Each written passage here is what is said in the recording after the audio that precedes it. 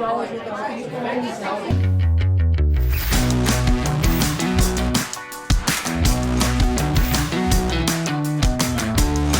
right, welcome to Cwic Show. My name is Greg Mattson. I am your host.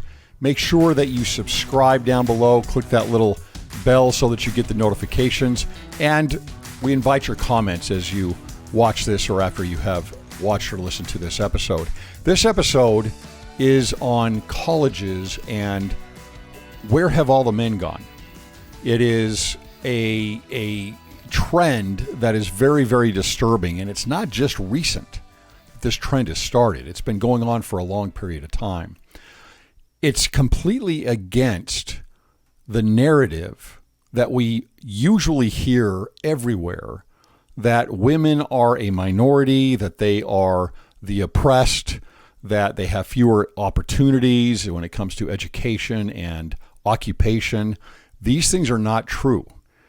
And as long as we continue to say these things and to repeat them, men are going to continue to be left out of the loop. And the numbers in terms of education and occupation are going to continue to dip. And they're already disturbing, very alarming, the numbers that we are seeing right now. As far as that narrative goes, I just want to give you an example of this that I think exemplifies what is happening. There was a tweet that has since been removed from the Maxwell Institute, right? The religious organization that is tied to Brigham Young University. And in the tweet, it was talking about a program that was promoting women to become authors and scholars.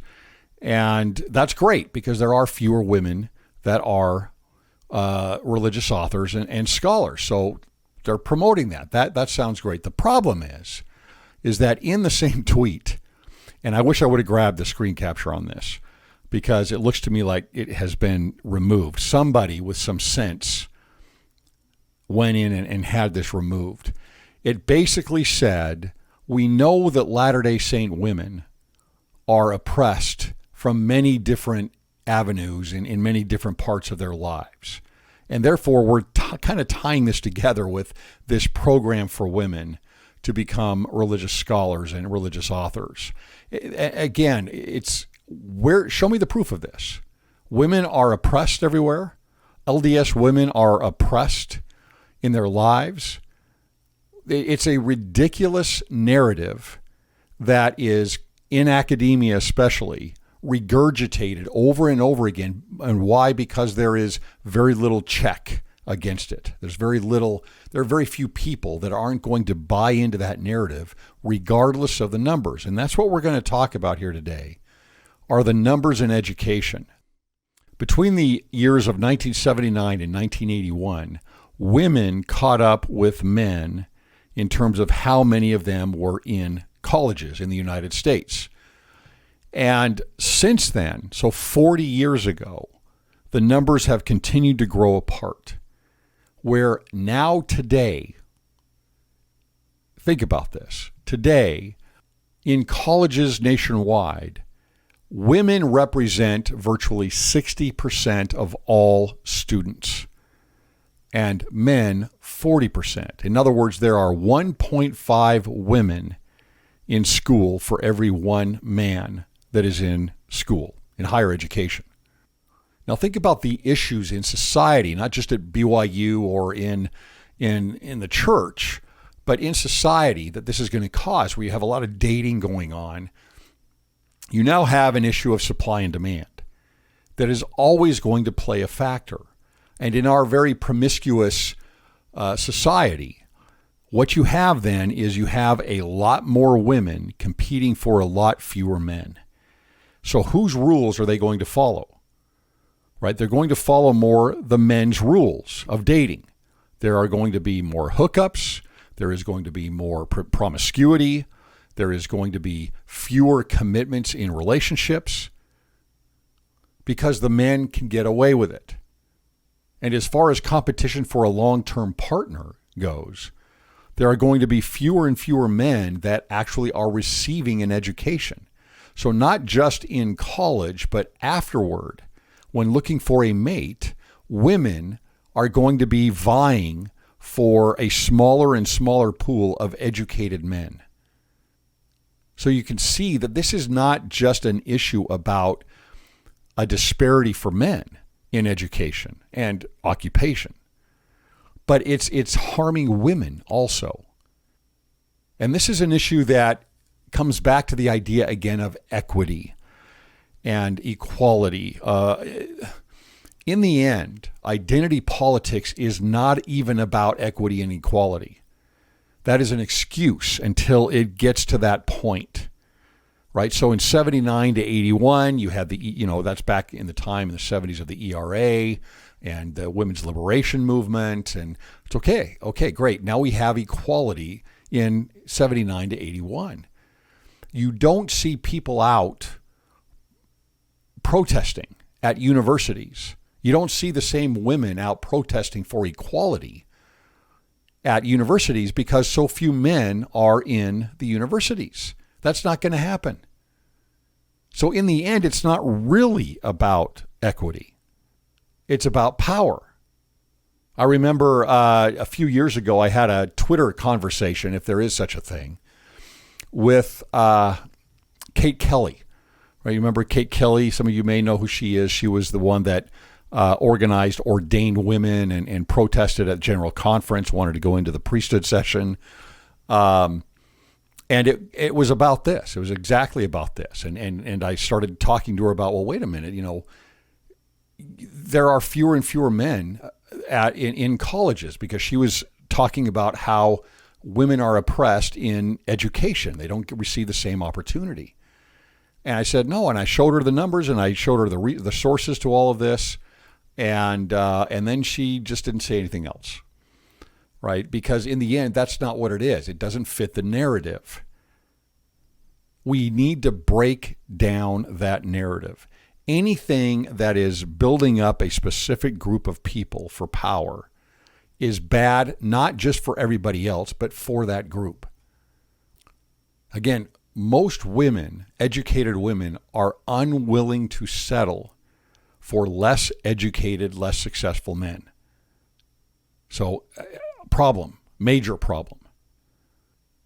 So perhaps maybe more women then are going to say, well, I don't need a man, right? I don't need a man. I will have a kid. I will use a sperm bank. I will, whatever needs to be done, artificial insemination, and I can have my own kids. A lot of women do this, right? A lot of women do this.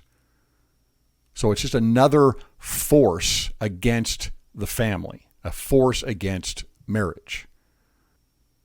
Here's what David Buss of the University of Texas at Austin says, who is an expert actually in evolutionary psychology. He wrote a book about this in a paper, and he says they, being educated women, end up being forced to compete for the limited pool of educated men, not just with their more numerous educated rivals, but also with less educated women whom men find desirable on other dimensions, right? Because for men, they don't have to have as much. Their priority isn't as high for the woman to be as educated as they are. So educated women up here, they are also competing with less educated women because men don't care as much about the education of the women as the women care about the education of the men. Just a fact. Now, the Wall Street Journal came out with a recent article this month. Let me show you the one of the opening paragraphs here. I'll quote that. It says, I quote, "At the close of the 2021 academic year, women made up 59.5% of college students, an all-time high, and men 40.5%, according to enrollment data from the National Student Clearinghouse, a nonprofit research group. U.S. colleges and universities had 1.5 million fewer students, COVID, compared with 5 years ago, and men accounted for 71% of the decline. Where are they going? Here's another stat that's interesting. After 6 years of college, 65% of women in the U.S. who started a 4-year university in 2012 received diplomas by 2018, compared with 59% of men during the same period. according to the U.S. Department of Education. So not only are we looking at a 60-40 split in students in higher education, but then it's skewed even higher from those that actually get a diploma, from those that graduate, another several percentage points. We're dangerously close to, even just with undergrad, and the numbers get worse as you go into masters and doctorates, but we're dangerously close to 2/3 of all university diplomas going to women. A 2-to-1 ratio. And there's no reversal in sight, because the narrative has become so strong, especially in academia, right? That they just are so diehard into the collective idea of identity politics that, can you imagine some of these universities coming out with men's programs and special things for men to be able to move ahead because they're falling so far behind? Let me back up a little bit on this, because I remember just a few years ago, maybe 4 or 5 years ago, about 5 years ago, my daughter was a junior in high school, and she was at an award ceremony. Bright girl, very good student, and she's there to get some awards, and they're handing out these awards to everybody in the junior class. And my wife and I are sitting there in the theater, which is where this was held, and they would come up on the stage, and I started counting. I noticed that almost everybody receiving an award was a girl. And so I started counting how many, because they stayed up on the stage, how many of these individuals were men, were boys receiving this.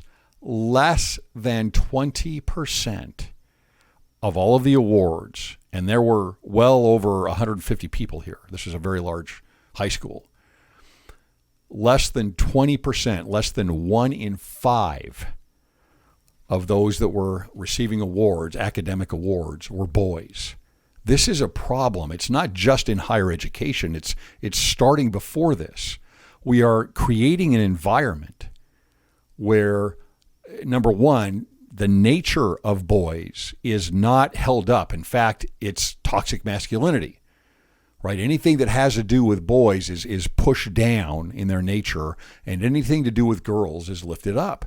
And so there's much more support, just psychologically and sociologically, for girls in school. We've removed PE. Oftentimes, with the younger kids, the boys don't get to go out and get rid of some of the energy that they have just sitting in a classroom all day long. We don't use as many visual teaching methods. And there is a specific bias against boys in school with grades. This is factual. There is among boys, and this is at all levels of education, what the Wall Street Journal calls a hope deficit, where the boys do not feel hopeful. I mean, imagine yourself in that award ceremony, and you're there, and you're there for your brother or your sister, and you're watching this, and what you see is girl after girl after girl getting the academic awards, and hardly any boys. What if you're a boy in school? What do you start thinking about yourself? What do you start thinking? You start thinking, well, this system isn't for me. This system isn't built for me. This is built for girls. When you're in college and nearly 2 out of every 3 students in the classrooms are female, what do you start thinking? Is this really for me? Here's another one, statistic at UCLA. Go Bruins. In the admissions at UCLA, the proportion of male undergraduates at UCLA fell to the 41%, which is common across the United States. In the fall semester of 2020, over the same period, undergraduate enrollment expanded by nearly 3,000 students. So how can that be? Well, that expansion of 3,000 students, 9 out of 10 went to women. But is there a bias that is in place against boys? And does it happen at the admission process, or does it happen well before in our high schools and in our elementary schools? Now, you might say to yourself, well, this is probably having to do with the other oppressed groups, right, of the Hispanics and African American boys. No. Listen to this. Enrollment rates of poor and working class white men are lower than those of young Black, Latino, and Asian men from the same economic backgrounds, according to an analysis of census data by the Pell Institute for the Journal. So again, this goes completely against the narrative. So who's going to actually stand up and change this? Can you imagine at universities individuals going and saying, wait a minute, we have a problem here. We're going to change this not only between men and women, but poor white men are at the bottom of the totem pole here. We need to change something. Good luck with that. Why if the narrative has permeated society as it has, that women need the edge, women need to be lifted up more, we'll call them affirmative action types of programs. I mean, there's women's centers everywhere at every university. How many men's centers are there? How many things are built for men to succeed? Very few, because the narrative is, well, men make the money, men have the degrees. That's all false. That is all false. So none of the universities or even two-year colleges, the junior colleges, want to tackle this issue. They're afraid to do it. What about leadership positions in universities and two-year colleges across the country? Women, here's a stat for you, make up 59% of all student body presidents. Not quite getting to 2-to-1 yet, but we're on our way. And 74% of student body vice presidents, so almost 3 out of 4 vice presidents, are women, according to the American Student Government Association. Again, the scales have tilted so far, and there's no end in sight. Is this just the beginning? Are we going to move toward a 90% leadership of women? How about 90% of scholarships, 90% of grants, 90% admissions? What boy, and I've had discussions with this with several individuals, what young man wants to go into a hostile environment? What young man is going to go into classes where they're told, especially if you're a white male, that you are bad, you are inherently have an original sin of racism because of Ibram Kendi's anti-racism and critical race theory, and because you're a male. And so the class is over and over again just piling on to these individuals, and then those of any ethnicity, any male of any ethnicity, being told that because they are a man, they need to get to the end of the line. Because that's what's happening. At the University of Vermont, this is 13 years ago in 2008, they noticed the trend already. There was what are we going to do to reverse this? So they actually came up with a proposal to put together a program for a men's center. And they would need some dollars that would be appropriated to this and that would help some of these men that are really struggling in getting through college. And of course, the response was what? The response was, why would you give more resources to the most privileged group on campus? They're not the most privileged group. That is a lie. It's not true. Now, let's go down to some other fundamentals in the K-12 space, right? Worldwide, reading and writing skills are the biggest determinant factor for success in your life. They're also the area that boys fall behind the most with girls. In the United States, by the 8th grade, 41% of girls are at least proficient in writing, while only 20% of boys are. Half the number of boys by the 8th grade, before they go into high school, are proficient in writing in the United States. These numbers are ridiculous. And then you start saying, okay, wait a minute. So going through high school, how many more boys are going to struggle? how many boys are going to be ready for a higher education? This is a problem. But yet we still see more and more programs for the girls. And trust me, I've got 2 daughters, a wife. I want them to have every opportunity in the world. But it's hurting them too. It hurts society. Those numbers are sourced from the National Center for Education Statistics, NECS, or NCES. In the last 40 years, basically let's call it one generation, men have gone from 61% of college degree recipients to 39%, and dropping very quickly. While women have gone from the 39% to the 61%. It has done an absolute opposite. And the numbers are getting much higher. Again, we're looking in the next couple of years at the degrees, university degrees, being closer to 2/3 or 66, 67% being female graduates. And then get this. The number of boys, this is K to 12, who said they didn't like school has increased by 71% since 1980. That's also from the NCES. We are creating a hostile environment for boys in school. Not to mention the fact that they are expelled at 3-1 over girls. Reprimanded at much higher levels than that. And of course, there is more aggressive behavior with boys. But we're not creating something that is conducive for the success of boys in school. Boys who perform equally as well as girls on reading, math, and science tests are graded less favorably by their teachers. In other words, they test the same as others, but they're getting much lower grades. And they're getting much lower grades, and this is not due to homework being turned in.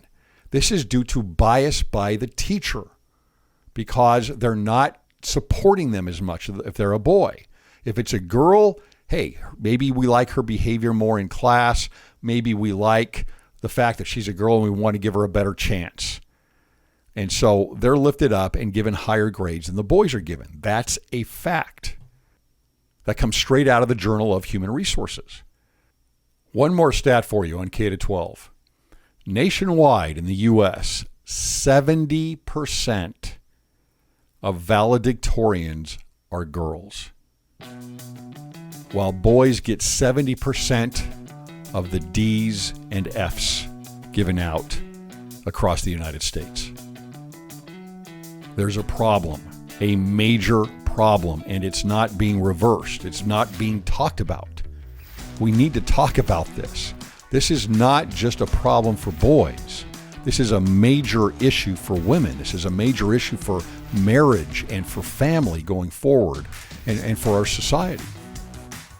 The last thing any society wants is a number of unskilled, uneducated men that can't find women, and that because of that situation, there is a decreased pool of highly educated men. This doesn't help women at all. It helps those educated men. That's who wins in this whole ballgame here, are the highly educated men. They get to have the women vying for their attention and for their commitment.